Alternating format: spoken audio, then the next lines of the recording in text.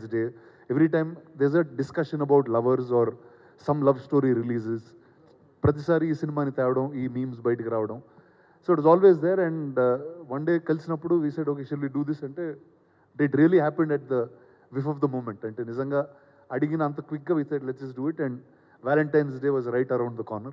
So I thought it's a right day to put complications. అయితే రానా గారు ఇప్పుడు time గురించి మాట్లాడుతున్నారు కాబట్టి, అంటే టిల్లు కంటే ముందు సినిమా ఇది. అప్పటికి సిద్ధు మీద మీకు నమ్మకం లేక థియేటర్కల్ రిలీజ్ ఎందుకు అని ఆగిపోయారు అనుకోవచ్చా?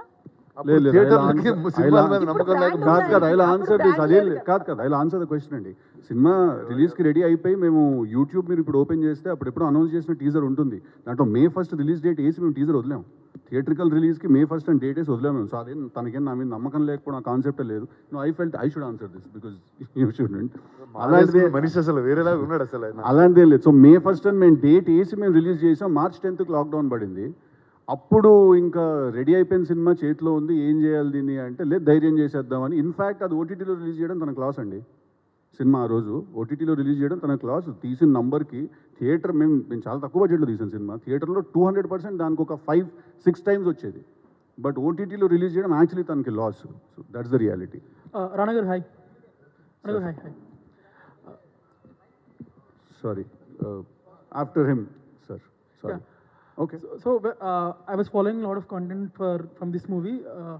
Sorry, hi. So మీరు చెప్తా ఉన్నారు సురేష్ బాబు గారు ఫస్ట్ ఈ స్క్రిప్ట్ విన్నప్పుడు he wasn't quiet sure whether to make it or not. And shooting టైంలో కూడా మీరు అంతా ఒక పార్టీలో చేస్తుంటే hint understand how it's getting made అన్నారు.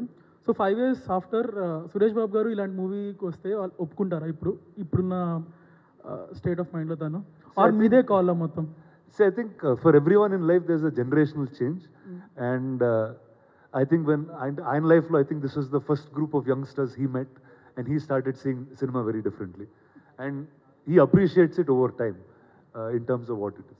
Yeah, easy appreciating. So whether అంటే ఇప్పుడు అలాంటి సినిమా ఆయన ఒప్పుకుంటారు లేదో నాకు తెలియదు. అది it's up for guesses, but yeah. And again, you told you did budget in a very less budget you finished this movie. So ఇప్పుడు మళ్ళీ తీస్తే సార్ యాక్చువల్లీ 2020 ముందు అందరం తక్కువ బడ్జెట్ లోనే ఉండేవాళ్ళు. అదే ఇప్పుడు సడన్ గా ఏదో చాలా వేరేగా అనిపిస్తుంది. But few years ago everything use to be much more controlled and very efficient. So ఇప్పుడు సీక్వెల్ చేస్తే సేమ్ బడ్జెట్ లో చేయగలరా? లేదండి. బడ్జెట్ అంతా సిద్ధు గారి